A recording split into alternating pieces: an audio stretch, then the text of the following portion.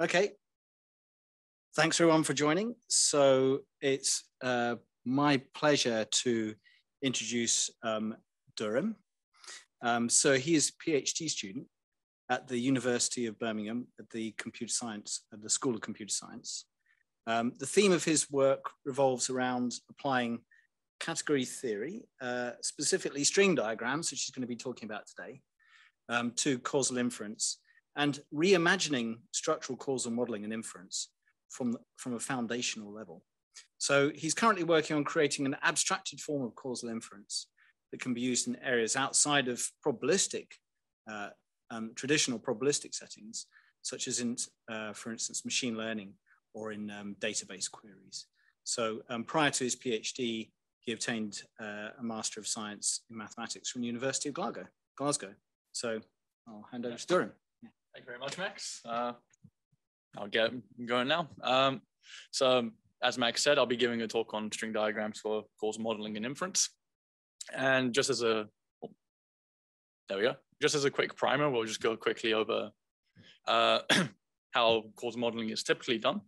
So usually, we represent random variables by nodes, and we have directed edges between these nodes to essentially say that these are causal influences between these nodes. So if we look at the diagram on the left, we can see that X is causally influencing Y and causally influencing Z, and so on for all the other variables. And we can even have more crazier looking models like the one on the right, once you start getting into more complex scenarios such as health modeling, i.e. like in Max's case with Parkinson's.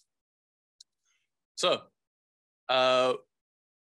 the reason why causal inference is so powerful is because we have the notion of this do operator, which allows us to simulate interventions that typically we wouldn't be able to do since it'd be either unethical in a clinical setting, such as if we were to test if smoking causes cancer in the lungs. It'd be quite unethical to ask people to smoke and see if they get cancer 5 years down the line.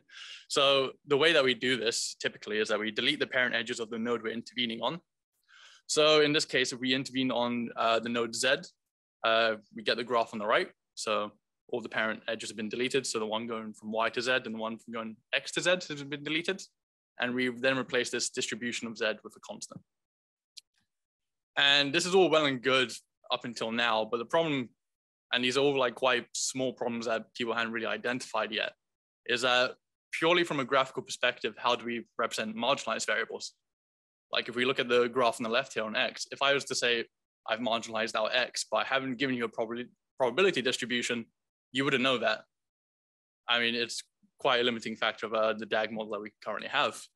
So further on, how do I know if Z's actually been conditioned on or been had the do operator applied to it? It's kind of hard to understand that unless I've shown you the probability distribution underlying it. So I need to give you prior information.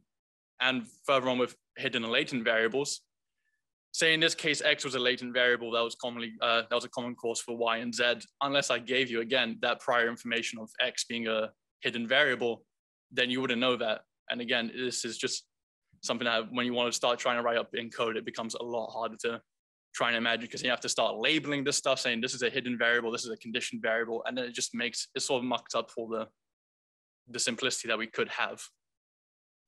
And then further on, we can, if we were to imagine like having composite or grouped variables. So imagine I wanted to, in this graph on the left, if I wanted to group the variables of Z and W together, we couldn't do that in the DAG model. I mean, for that example, maybe because it would help us simplify the algebra. We couldn't do that in the DAG model because that's just not what DAGs are built to do. They don't have that transitive property of causal influence. Oh, sorry, directed edges having that transitive property.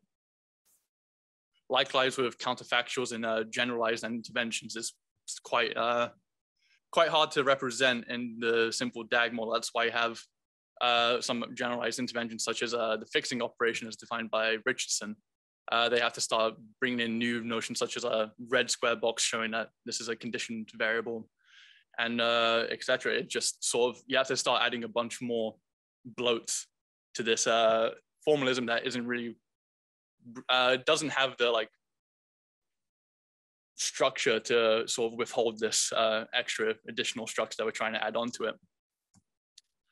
So what this leads to is multiple conflicting causal graph languages, as we see on this slide here, where, as I was talking about previously, if we want to represent unobserved variables before, I'd usually have to tell you, okay, well, I have a U between, say, B and D, and I'm going to tell you that's an unobserved variable. So then some authors, back in the 2000s decided, well, what if we just got rid of that, and by this process called latent projection, I create a bidirected arc between B and D. And this graphically simplifies the language, but still, you still got the problem of like, you're adding extra bloat to this this structure that isn't built to have bidirected edges either. Same with conditional DAGs, as I was talking about Richardson's example with fixing. Here, we can say that Z's been conditioned on, but again, we're adding all these sort of labelings that if we wanted to go up, once we came to the point of wanting to code it, it just becomes a lot more complicated than it needs to be. And then in terms of counterfactuals, there's also this notion of single world interventional graphs, which we won't get into how the algebra works, or it's just a lot, it's very complicated. So what I propose is that we use a unified language, i.e. category theory, specifically string diagrams. And the way it will work is that for any conditional distribution, i.e. a node, say X, we'll just create a box and it'll have some inputs and some outputs that come out of it. Now, if we have two boxes or multiple boxes and their inputs match to another box's output, then we can then compose them. So in this case, D has an output of D and A has an input of D. So they can just get stacked vertically on top of each other. And then we get this composite morphism, or composite box rather, that has an input of C and an output of A. If we put two boxes next to each other, then this is essentially just taking the product of the two conditionals. So this can be just seen as the Cartesian product. So then we'll get an input of C times D and an output of E times A in this example. We can then simply just write an identity as just a wire by itself. And if I want to copy this identity, I just put a little blob and then create two copies of it. And this becomes very important when I want to start talking about something that has multiple, that has an output that then goes into multiple different inputs of boxes, basically. And with the particular type of category theory that we're using, symmetric monoidal categories, we're allowed to have this thing called a swap. So we're allowed to sort of say, it's on the left and I want it on the right. And this is extremely helpful when we want to talk about really, really complicated string diagrams or DAG models that have multiple nodes. It becomes quite helpful in writing it in a very simple way. And there's a so-called deletion. So if I just put a blob at the end of a wire, then everything before it essentially just becomes irrelevant. This can be seen in the probabilistic sense as a marginalization. So I've been showing you all this category theory stuff. How does it actually help us? How does it work when we want to apply it into structural causal modeling? Well, quite simply, if we have this DAG on the left, and I'll go through each bit one by one. So if we start with the node X, since it has no parent edges going into it, we can see that as the sort of building block of our string diagram. So it then gets turned, so this node X gets turned into a box. We then see that X has a child Y and a child Z. So we copy it. This lets us have two outputs of X. One goes into Y, one goes into Z. But we notice that there's another copy here and this like peculiar looking X coming out here. That's how we signify that X has been observed. That's our way of graphically telling someone without any prior knowledge that X is observed. And likewise with Y, it has a child Z. So it gets copied, and since it's observed, that goes out into the output label. And similarly with Z, it has a child of W, and it's also observed, so it gets copied into the output. W has no children, it's just a straight wire that comes out of W. So how do we then represent unobserved variables? Quite simply, I just remove the wire that goes to the output layer. So before we had this copy going into the output wire or into the output layer, it's gone now. And purely from a graphical perspective, I can tell anybody, I can be like, here's my string diagram. You know that X is unobserved. We don't need to, I don't need to give you all this prior information and start labeling stuff. So in a coding perspective, it makes it much more simpler. And likewise for conditioning on variables, in particular, this example is the generalized version of the do operator called fixin operation, which is a operation that's been studied by Richardson. Essentially, the way it works is, if we go back to the beginning, I'm gonna essentially condition on X. So what happened is I marginalize out this wire, so it becomes unobserved. So then I'm left with this diagram here. And then what I can imagine is I sort of destroy this X box, this box that has a label X. You know, I'm destroying Microsoft's games console. But so yeah, this box gets destroyed, and we can then imagine extending that output wire down, down, down, and it becomes an input. And then, hey presto, you have a generalized version of the do operator. And then likewise with counterfactuals, specifically the swig diagrams that I briefly mentioned. The way that swigs work essentially is that it splits the node into 2 bits. And then you essentially get 2 DAGs. Quite simply, in our formalism, these are just 2 string diagrams. You put them next to each other. There's nothing too complicated here, I believe. So some rules for string diagrams, specifically for simplifying. If I have 2 boxes and they're multiplying each other, I can sort of push them up and down, and they're completely equivalent. Because if we look at here, we can see that this box X is getting multiplied by the identity of Y, and this Y is getting multiplied by the identity of X. This is just the same as saying X times Y, because the identities just become irrelevant. And likewise, we can do the opposite. So since we're working in a symmetric modular category, if I have a morphism and then I swap it with another wire, I can then, this is akin to saying I want to swap the wires and then have the morphism appear upwards. So the way I like to think of it is just I can move this box and sort of just snake it around, and it appears at the top. And if I cross the streams twice, this is the same as just having 2 identity wires just multiplying each other, so having a swap and a swap. And if I have 2 identity wires stacked next to each other, I can just reduce this down to 1 wire and label it as X times Y. And once again, since we're working in a symmetric modular category, if I have a copy and then this goes into a copy, this is the same as it going the other way around. So it can be a copy going to a copy on the right and a copy going to a copy on the left. Because if we imagine this wire being A, so A is here at the beginning, it gets copied, we get an A here, we get an input A here, and that's an A and that's an A. I mean, from any perspective, it's just the same as going to the left or going to the right. And once again, if we have a copy and then we swap this copy, then it's just the same as having a copy because it's the same information. Again, if we imagine this as A, I have 2 A's coming out here. This is an A, it's getting swapped again. It's the same as just me having a copy of A. So I briefly mentioned that if we put a blob at the end of something, at the end of a wire, it's what we refer to as deletion. And in the probabilistic sense, we call this marginalization. So as I briefly mentioned, if I put a blob at the end of a wire, then everything before it essentially just gets turned into not the identity, it turns into the unit. Essentially, it becomes irrelevant. So in this example on the right, we put a blob at the end of Z. And so all the information before Z becomes irrelevant, except for the fact that Y is still observed and X is still observed. So Z essentially just getting destroyed, and these output labels of Y and X are still present. So then we get left with this diagram here on the right, where we just have 2 boxes. And we can imagine the same scenario if we were to put a deletion on X itself. If I put a delete on the X after the X box, then essentially what would happen is Y would then become our new sort of base layer of the string diagram. And Z would no longer have an X input and Y would no longer have an X input.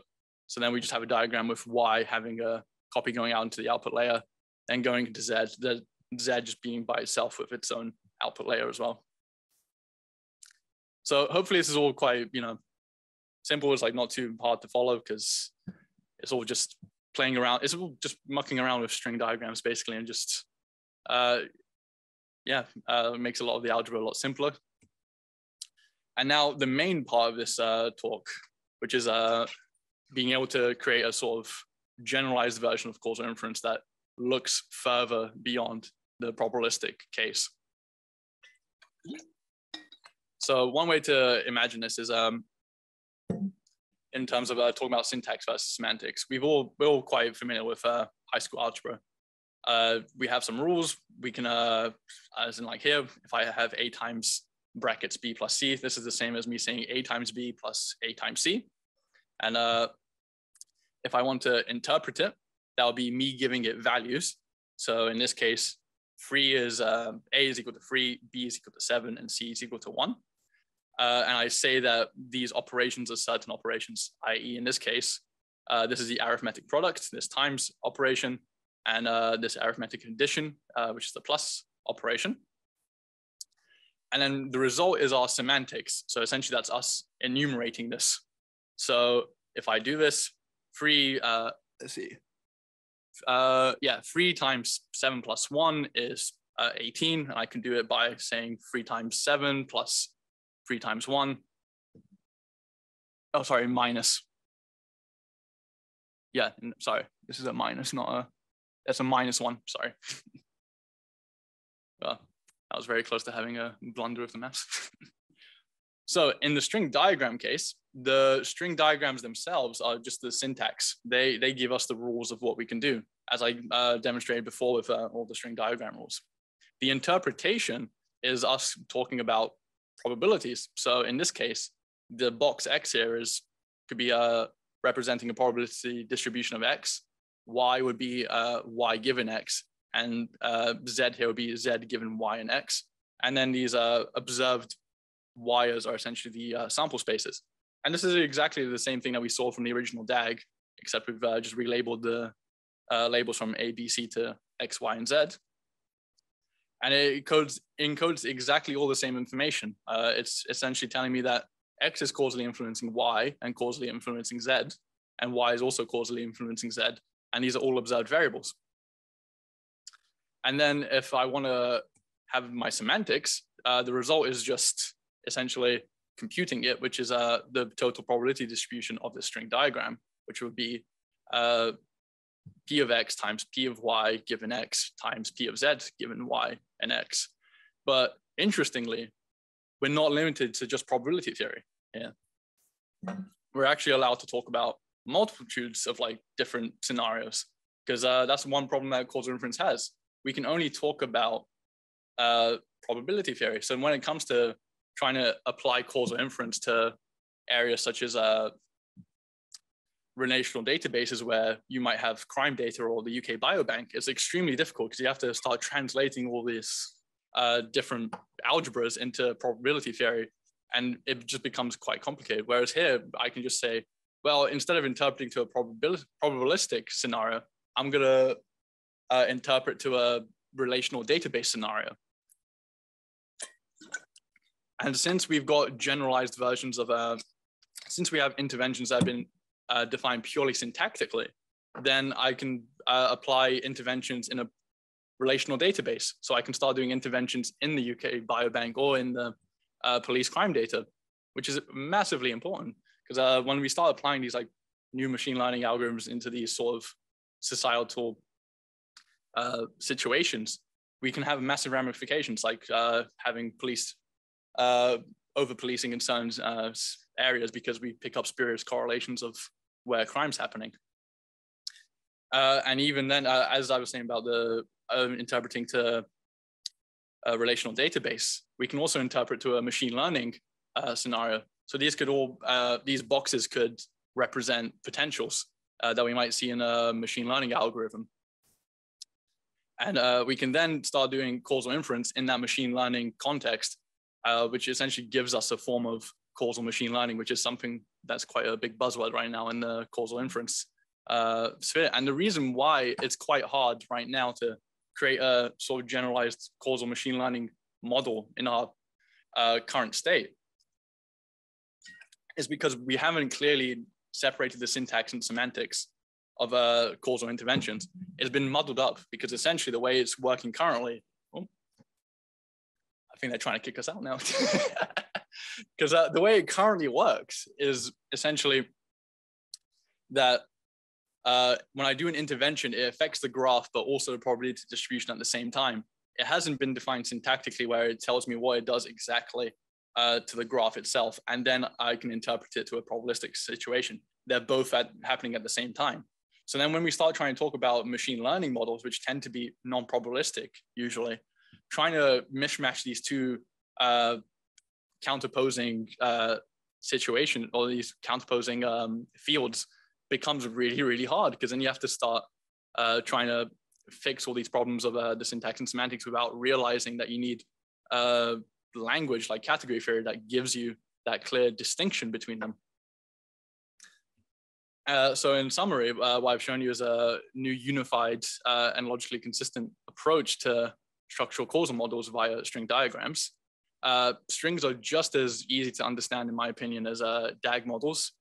They actually give you, in my opinion, give you a much more clearer picture of what's happening. And furthermore, string equations, since we have this notion called the coherence axioms, they're just as valid as talking about equations. Because I mean, if we all remember from like high school, even university maths, we're all taught from day one that diagrams don't count as proofs. Well, with string diagrams, they are proofs, because they are just as rigorous as equations. And we have now been able to show a clean separation of the syntax from the semantics. And then we can have arbitrary scenarios of causal inference. So we're not just limited to the probabilistic case. I can talk about machine learning. I can talk about relational databases. I can talk about whatever, cats and dogs if you want to. It's whatever scenario you want. And the ongoing work that we have right now is to essentially cleanly talk about this notion of fixing from Richardson's paper, and specifically his notion of causal identifiability, which uses fixing. And if we can if we can get a good not a good represent, but a workable representation of his causal identifiability algorithm, then we'd have causal identifiability not only in the probabilistic case, but once again, we get that extra bang for your buck with this syntax and semantic separation. We can get causal identifiability in any scenario. Furthermore, we want to start looking at the D-separation and district factorization, which is stuff that we're actually quite close to having already solved. So that would be the end of my talk. Thank you very much, everyone.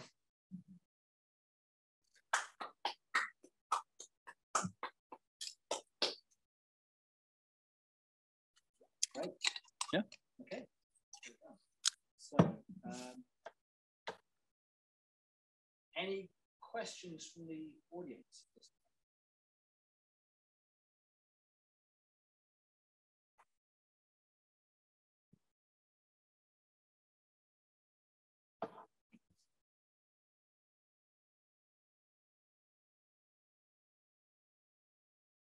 Okay, so to kick things off. Yeah, sure. The question I'm going to ask you is, so if you go back to your example diagram. That's one. Yes. Yeah. So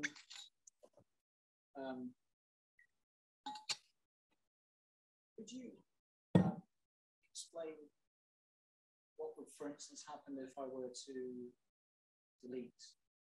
If I to delete W. If you delete W? Yeah.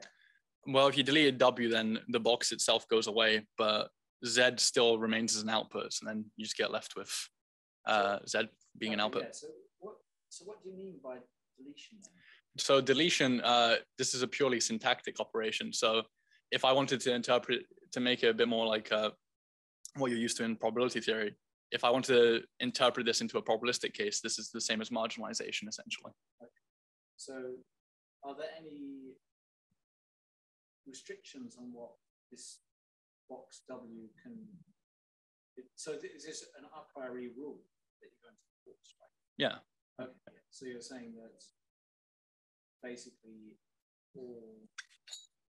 so if I interpret that in terms of probability, it means that this conditional distribution W has to be normalized? Yeah, it would have to be, yeah. So that seems to be a restriction. Right? Yeah. You can't just have any old functions there. No, they have to be normalizable, yeah. Okay. So does that restrict kinds of logic, or not that I can apply this to? Not that I've seen currently, or I mean, again, this is still ongoing work, but not from what we've seen up until this point now.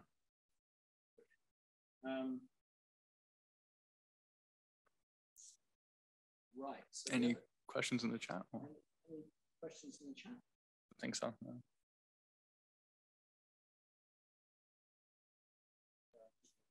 Oh, we've got a, yeah. Hello. Hi. I can ask a very sort of practical applied question, but I think I can actually see someone else's hand up. So perhaps they can go first, because mine is probably quite an obscure question. So Yeah, okay. Fabio, do you want to ask your question? Okay, okay, yes. Well, thank you for the talk, first of all. Thank you very much. And I was wondering if you could maybe explain a little bit more the point you were making about so intervention in structural causal models, not separating neatly the syntax and the semantics of the intervention. Because it seems to me, that so an intervention in structural causal model is a kind of structural operation that affects structural equations, so affects the DAG. But you mean that it doesn't separate syntax and semantics because it always specifies the actual intervention, actual values, or? Yeah, because so as I was like giving the first example here, when we intervene on Z, we once we've intervened on it, we then have the probability distribution changing and the graph changing, and we understand that. But without me telling you prior to this, if I just gave you this graph here on the right, you would just think that it's just two DAGs of X influencing Y and Z influencing W. So it's only after that I have the meaning, but then also you're doing the syntactic operation. So that's why I mean by it's muddling up the syntax and semantics. It's not clearly distinguished when you're doing it.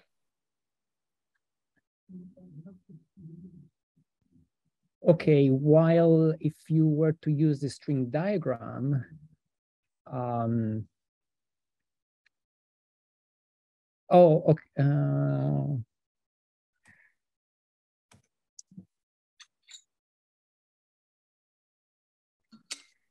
Maybe, Fabio, one way to think about it is that Pearl's notion of interventions. Hi, Max. We can't hear you very well. Yeah. Oh, do you want to count it? Yeah. Perhaps I can sort of, grab the microphone or grab the microphone. Cabaret style. Yeah, here we go. So in Pearl's notion of interventions, well, in particular, mostly Pearl doesn't really discuss anything other than discrete distributions and replaces a distribution which is intervened upon with a point mass. So he basically just fixes it to a particular value. So replaces the distribution with a point distribution. And the point I think that is worth getting across here is that that is a choice of distribution, albeit it's a rather trivial distribution, and it represents perhaps models what you might do in a clinical trial, which is to perhaps set some variables to particular values if you intervene upon them. That's not actually necessary. You can describe the notion of an intervention, but without having to pick a particular distribution. It's actually a purely structural notion. So there is. So if you think about it, Pearl's causal intervention has two parts to it, or they're kind of implicitly bundled together. And the first part is deletion of parent edges, and the second one is replacement of the node with a particular fixed distribution. So if you look at, but it turns out that notion of replacing the distribution, this node with a particular fixed distribution is not really the important aspect of the intervention. The more general aspect of the intervention is deleting parent edges. That's actually what matters, and that's a purely structural notion. And the issue is that in DAGs, it's because DAGs are not actually a language for probabilistic models. They're not an algebraic language for probabilistic modeling. They represent the ways in which conditioning between conditional variables is, they represent conditional independencies. But there's obviously a big gap between, there's a lot that's missing from that you fill in, essentially. We fill that in. And what a string diagram is, well, maybe another way to think about it is that a string diagram can represent anything in a probabilistic algebra that can be represented using just ordinary algebra, the ordinary probabilistic algebra. So think about a string diagram as being a graphical way of describing probabilistic algebras. So anything that you can represent probabilistically, you can represent in a string. Yeah. So that's why it's a more generalized notion of graphical language, for structural causal modeling, just because it's a generalized graphical language for probabilistic models, structural directed probabilistic modeling. I don't know if that helps to. Yeah. To explain that comment, I think. Yeah, no, I mean, I agree. I mean, I see it being like a more like general language. I was more like trying to get kind of more intuition on these like separation between syntax and semantics. Also, because I mean, the way I see the definition of Perl is more like, so when you do an intervention, you replace a structural function in a node. So you don't really act on the distribution, nor you act directly on the edges. Everything is a consequence of the fact that you change a certain function in a node. Yeah, but if you look at Perl's book, that's how he describes an intervention as being replacing the deleting parent edges and replacing the distribution of the node which is intervened upon with a constant. That's literally in his book. So, and that's what everyone uses. So, you know, it turns out that's just not necessary. Mm-hmm. You can well, if you the problem is if you stick to that, then you're limited to those kinds of interventions.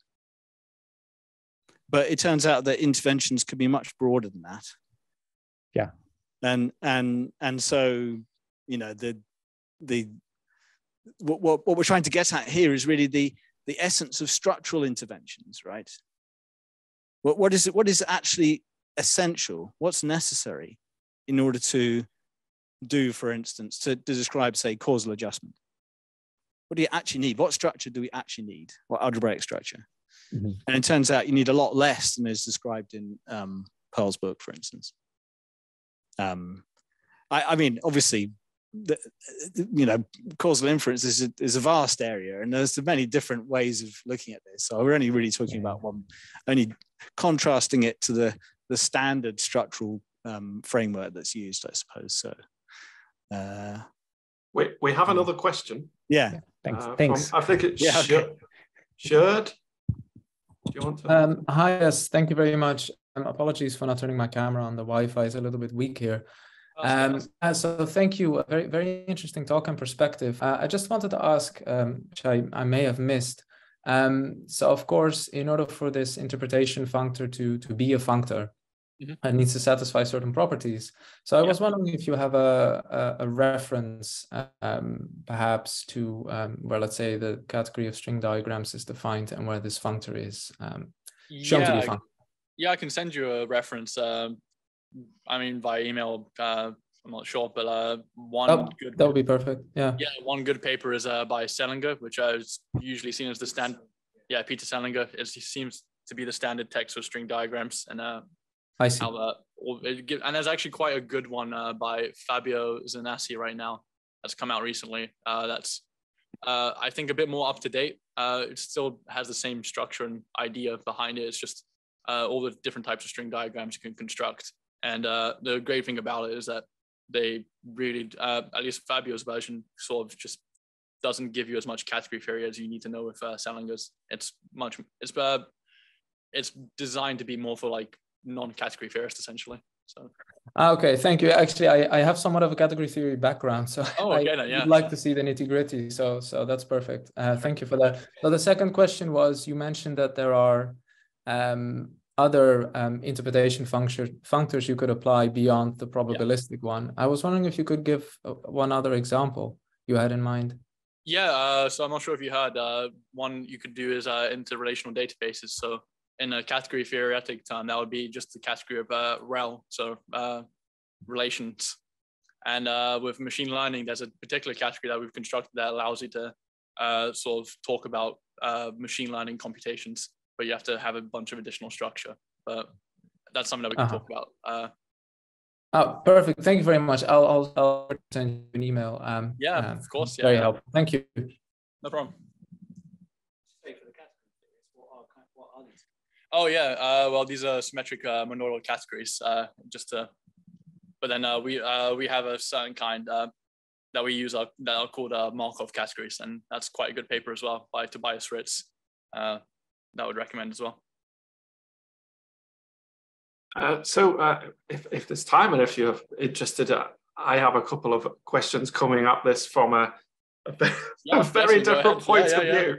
So I'm an epidemiologist, and for me, what we're doing most of the time is struggling to sort of build DAGs, try and describe contexts. So I suppose the first question that I would have is, how do you imagine that this fitting in for that world? Is it easily scalable? Is it something you do after you've maybe drawn a DAG, or do you do it instead of drawing a DAG? Well, that's the interesting thing that me and Max have been discussing about quite recently is should we have a DAG first and then construct a string diagram? Because that tends to be how it works from a foundational perspective, because mathematicians, they really care about this sort of stuff. So usually we'd want to start with a DAG and then construct a string diagram. But I mean, it's purely just the same if we wanted to start from the string diagram. And I think it doesn't really require much background knowledge in category theory to understand the string diagrams. Like, I think, at least, correct me if I'm wrong, but I mean, from this presentation, at least, it's like clear enough to see what's going on from the string diagrams itself. And the manipulations are all just mucking about with wires. So there's not really any complicated algebra that you have to do. So I think it could be quite scalable to an applied audience as well. That's really interesting. That's definitely what I was thinking about. And the thing that immediately jumps out, and this is where I might be being stupid, but it seemed, because I know nothing about category theory, I presume that this looks to be inherently parametric. So you're able to just describe any kind of parametric relationship that you want going on between the different nodes and say, look, these are interacting in this particular way. Am I correct there, or am I misunderstanding? I would say that you're correct. We haven't just explored that completely, but I mean, what does he mean by? What do you mean by parametric, though? I mean, putting an explicit functional form on, how you expect one variable to cause another. I would assume, that would be, that's exactly how this works. Because if you think about these boxes, they all have inputs and outputs, and as long as the types match of the output to the input, then they can compose, and that's all that matters. Yeah, because I think probably in practice, this is one of the big sort of struggles that the applied community has, is that we draw a DAG, And that kind of describes roughly what we think is going on. But to go from DAG to the final estimator, we then lose our theory. We kind of say, oh, it's really important for you to parameterize these variables correctly and to think about interactions and things like this. But we can't express those within DAGs. And so we fall apart, and it sort of goes back to how it used to be, which is just kind of rubbing your chin and trying out different things. And so actually having, in a sense, that second stage in a formal way, where you go from this is our broad non-parametric sense of the data generating process, and then here is a more formal description of that, where we've explicitly explained, these parametric relationships. I could see that being appealing. I could see that being very appealing even to my audience, because I imagine you've got an idea of how it would be appealing to your audience, but I just thought that might be a useful thought. Yeah, I think if I can add to that. Yeah, go ahead. I think it's maybe coming back to the comment which I made earlier to Fabio, was that anything that you can represent probabilistically, so any probabilistic computations can be represented using string diagrams. Yep. So now just think about how many different kinds of models that there are that are all captured using probabilistic models. And you realize the sheer scope of this. Mm-hmm. So really the point is that you want to be, and the other thing is that the language itself is rigorous. The graphical language itself is a graphical algebraic language. So as long as you follow the rules, then you can describe, for instance, equations in diagrams. Actually, this goes back to Roger Penrose. So it's a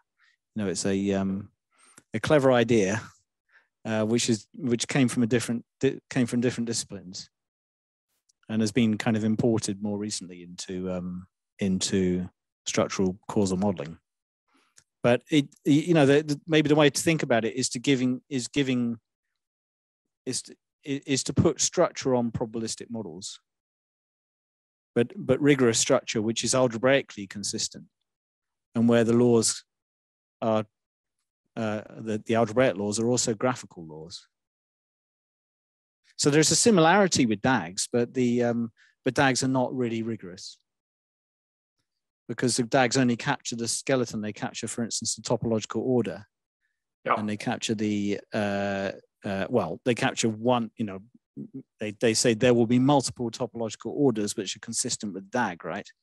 Yeah. But they also get into these kind of complicated interpretational issues, I think, which DAGs where DAGs get confusing, and that is, for instance, what does an edge mean? Is an edge a process? Is it a transmission of information? What is an edge? What is a node? Well, here in this string diagram formalism, every box is a process. So it's a conditional probability, for instance, that converts an x into a y. Let's say, a distribution over an x into a distribution over a y, right? So that idea of having having a consistent graphical language, which also unifies all the different approaches, and in a way, so you see, every DAG can be extracted from you can extract a DAG from a string, and you can interpret a DAG as a string. So you can switch backwards and forwards between these two different languages, but you'll lose something. You'll lose a fair amount of information if you go from a string back to a DAG. So strings encode more information, and as you rightly point out, it's a rigorous definition of how to manipulate probabilities in a structural model. I think it sounds. Yes. I mean, it would require a lot of thought. I think from a community that has taken a long time to even accept DAGs, it would require, I mean, I'm going to go away and say, this sounds interesting. And it's something I can imagine thinking about for a long time. But I think there's definite real potential. I mean, you'll know this anyway. This is why you're presenting it. But I'm sort of confirming this and saying I can see definite potential for this filling in that second stage process that is currently a Wild West in the sort of applied world, where we go from our supposed formal language, which we're only just getting our head around anyway, to then just making it up as we go along. And the other thing is, that this talk tries to get across is the extent to which there are so many different conflicting DAG style languages. Oh, well, that was interesting, because actually right. In my world, we don't even give them different names. You see, we call the whole lot DAGs. You know, yeah, that's right. Yeah, there's a whole lot more than, you know, and there are, you know, like partially ancestral DAGs and yes, this kind of thing. So all these notations as well, we just that's right. Throw them all in, and you just have to guess which notation that's right. somebody's exactly. using. It's like, what does it mean in an SWIG for having a node which is empty rather than filled in? Well, I can guarantee you one thing I do know is that despite the desperate efforts of the creators of SWIGs, none of us are using them yet. Yes, but so perhaps, you know, maybe looking ahead, the issue is, well, we should be able to guarantee that all these diagrams have a formal algebraic interpretation. Yep. And that then if you want to construct what the rules for SWIGs are, for instance, that you can do that, you can come from a formal basis and guarantee that if you follow the rules of SWIGs, then they'll be correct. And you won't introduce any inconsistencies or algebraic problems down the line by doing so. Or if you introduce a graphical language, then, you know, it can be sort of underpinned by a string diagram. It sounds. Do you see the point, right? So it's like, it sounds really, really. I mean, I like you talking about what does an arc actually mean. Yeah. Because I know, again, we discussed this philosophically.